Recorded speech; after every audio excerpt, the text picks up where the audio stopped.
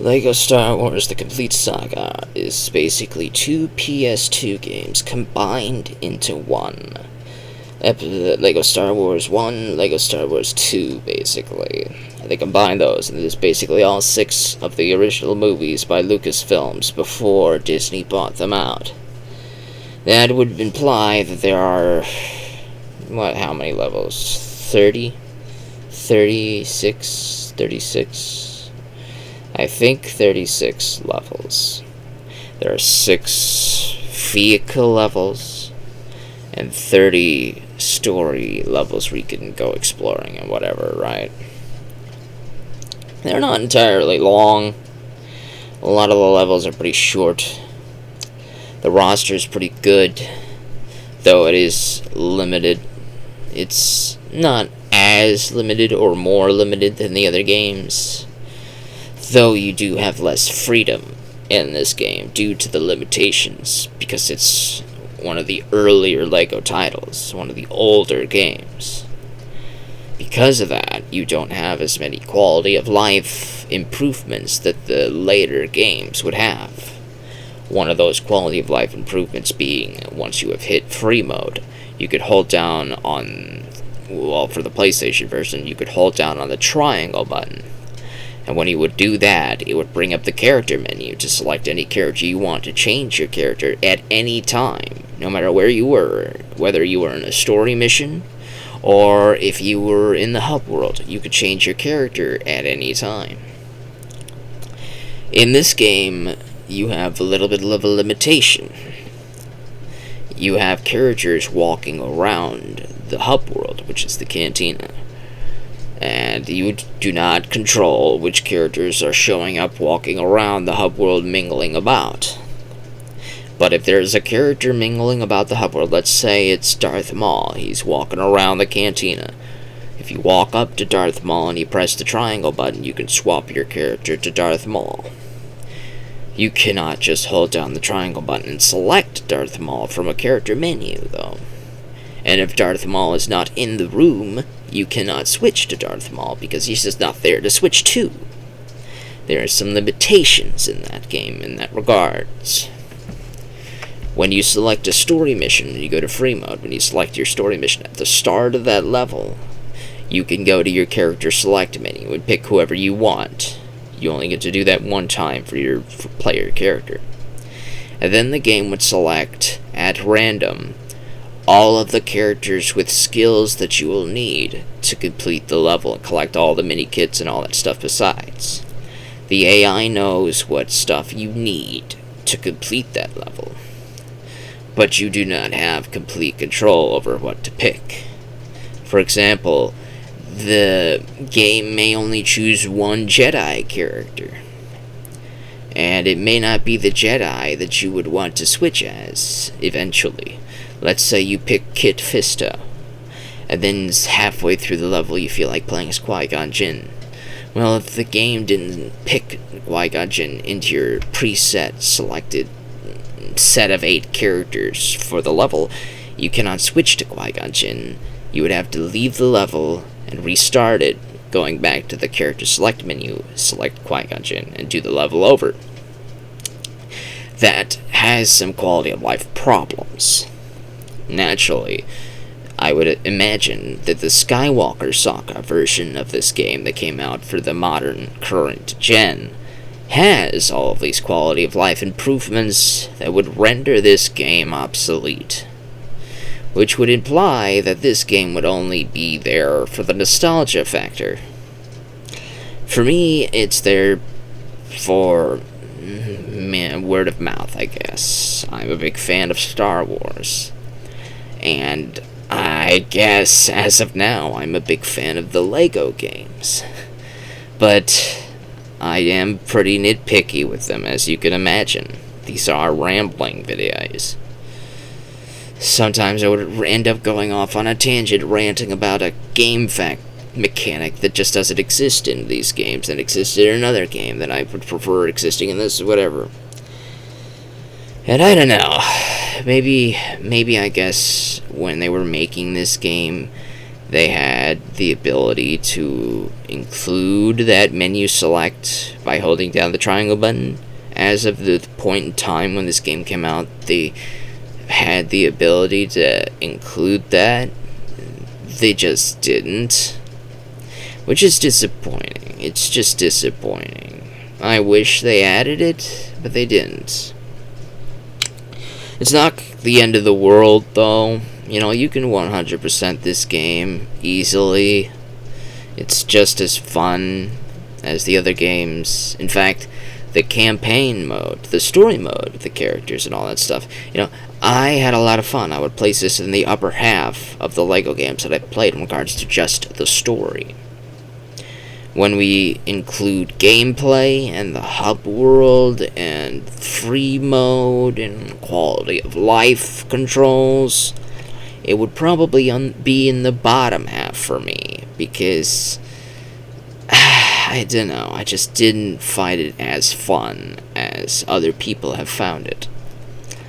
Maybe I will find LEGO Star Wars 3 and The Force Awakens to be more fun, because those would be games that would be made with the PS3 engine, or rather the PS3 generation in mind, if that makes sense.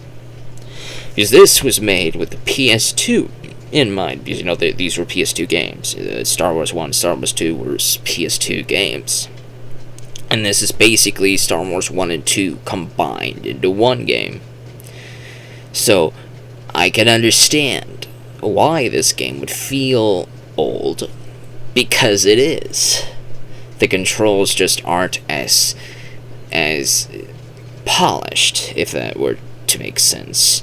They had plenty of games to make by the time of Batman 3, and the combat system in Batman 3 is one of my favorites. My only gripe in Batman 3 with the combat is that there's a crap ton of characters who have just a simple poo-poo fighting animation. Just a simple 1-2 punch. There's like 100 characters that have that same animation, and I really disliked that. And I wish that they had a little bit more melee variety in that game. In this game, it has the same thing. Most of the Jedi have the same sword-swinging animations. Most of the guys with the guns have the same gun-shooting animations. There are droids that only exist to open doors, so they exist solely for puzzles. During the story mode especially, these droids and their limitations provide interesting and fun ways to work at the puzzle. For example, C-3PO, he cannot jump, he cannot run, he cannot fight, so you have to pave the way for 3PO to get to a door for him to open. And let's say this door is upstairs and there are no stairs for 3PO to get up to. Let's say there's a box, and then so if you had a Jedi could double jump up onto the box and up onto the level of the door, but the Jedi cannot open that door. You have to find a way to lower a ramp so that 3PO can walk up the ramp to open the door, because he cannot jump. And I found those puzzles to be alright. They're fine. They're interesting ways to attack puzzles using your brain, to tackle a situation and think outside the box and find ways to do things. And that was fine to me. I found that to be very good in the story missions. But once you hit free mode, naturally, you're never going to use 3PO except to open doors. So, you could skip these puzzles, because you could switch characters at will, because the game does give you about 8 characters. It selects characters based on what you need for that level. For example, if in this level there are Sith bricks that you have to open, there are Force things that you need to use the Force to open, there's a door you need 3PO or some other robot protocol droid to open, there's doors that you need a R2-D2 type droid door to open, and something that you need shooters with grapples to open, then the game will make sure you have those characters. The game will make sure it will pick a Sith, a Jedi, a droid, and a space droid, and a guy with a grappling gun. It will make sure you get those 5 characters in that level. It may not be the characters that you want, but it will pick 5 characters that have those 5 skills to complete the level. And you could switch characters by pressing the R1 and R2 button, I believe. So when you wanted to switch characters, you just press the button. So naturally, you could skip whole puzzle segments by having your Jedi character jump on the box and jump onto the platform. Press R1 until you switch to 3PO. He opens the door, you go through, and you skip the puzzle in free mode. That's the only way you're going to be using 3PO, is to open doors. A lot of these droids are useless. A lot of these characters that they allow you to use are useless. For example, Dex. Dex, the chef guy in Star Wars Episode 2, Attack of the Clones. Dex is a guy who knows bullets and stuff like that. You know, Obi-Wan comes to his friend Dex because Dex used to be in the black market or something. He's turned his life around. He's working straight now. But he has ties to the black market and stuff like that. So he would be able to be the guy that Obi-Wan goes to ask for information. So Obi-Wan goes to Dex and asks him about a bullet. And Dex says, "Oh, well, this is a Camino bullet." And then Obi-Wan goes to find Camino, and he chases down Jango Fett. That's the story. But that Dex character is a playable character in this game. What can Dex do? Nothing. He can walk around. He can jump. Can't jump high. He can just jump. He can't even punch. You can just jump and walk around. What purpose does that serve? Tell me. What purpose does that character serve? Nothing! And there's about a dozen characters like that serve absolutely no purpose. They don't have a gun. They don't have a sword. They can't jump high. They can't open doors. They're just there! Why are they there? Why are they selectable? It makes no sense for me to pick somebody like that who serves absolutely no purpose. I can understand the 20 characters with the gun and the grappling hook. There's more than 20 characters that every single one of them has a gun they could shoot, and they could roll around, and they have a grappling hook to climb up onto walls. There's about 20 different characters, like Captain Panaka to Leia to Luke in Episode 4. There's a lot of characters that have this same ability, but it makes sense to use them because they serve a purpose in combat. They serve a purpose in navigating the level. So you could pick and choose whichever one based on what you wanted your character to look like. With a character like Dex, he serves absolutely no purpose. He cannot equip a gun. He cannot equip a sword. He just stands there and runs around and jumps a little bit. Not really high, but just a little bit. It serves no purpose. A bunch of characters that the game includes are like this, and they serve no purpose. Now I can make some concessions, like the previous LEGO game I reviewed, LEGO Lord of the Rings. There's a couple characters that are like this. Celeborn and Galadriel come with nothing equipped. You know, they have no weapons in their weapon wheel, so as to say. Like when you press down on the triangle button, it brings up your character select button, but when you press down on the circle button, it brings up your equipment selection. And normally, if your character comes with a weapon, like say Gimli has his axe, if you hold down on the circle button, it would bring up a weapon wheel, and this top slot would have Gimli's axe. And then you would have empty slots. If you were to pick up an item in a level, it would fill up one of those empty slots. Celeborn and Galadriel have nothing equipped. They have nothing. All of the slots are empty.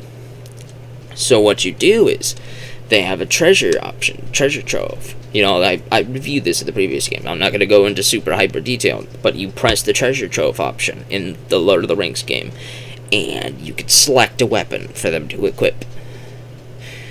I think it would have been cool to include that in this game. You have a little weapon wheel by holding down the circle button. You hold down the circle button, brings up the weapon wheel.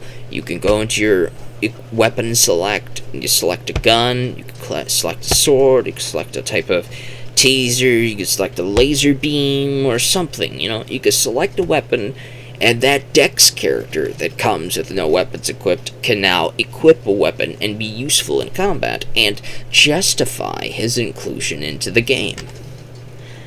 That's just me. I think they should have added some more to this.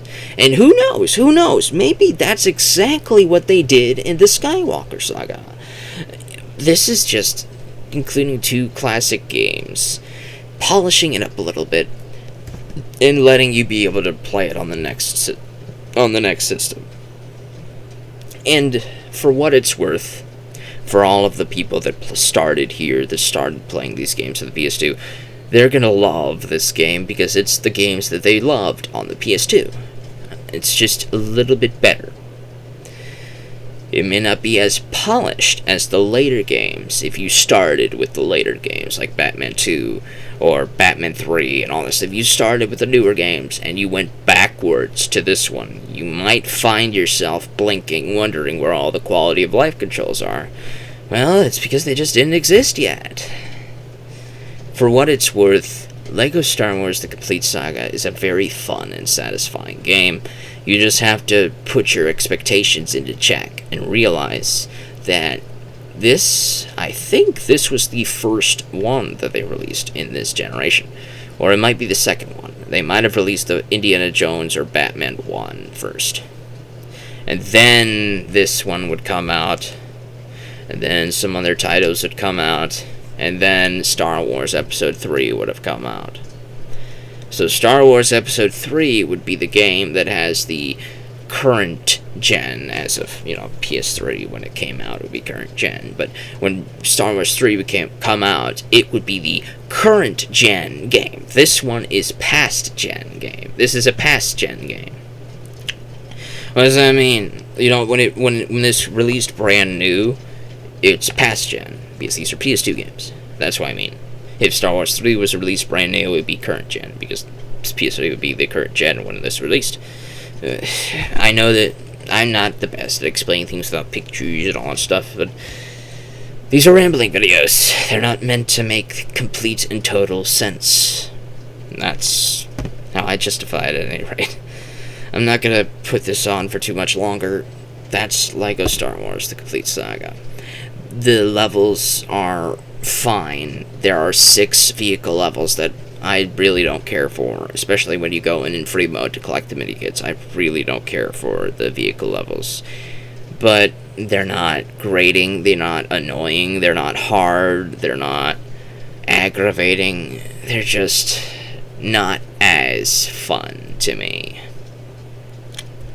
The story missions and the mini-kits, that's fine. I just wish that there was some more quality of life improvements to the game. And with the Skywalker Saga, I believe those improvements have been made. I just can't play it because I don't have a modern console.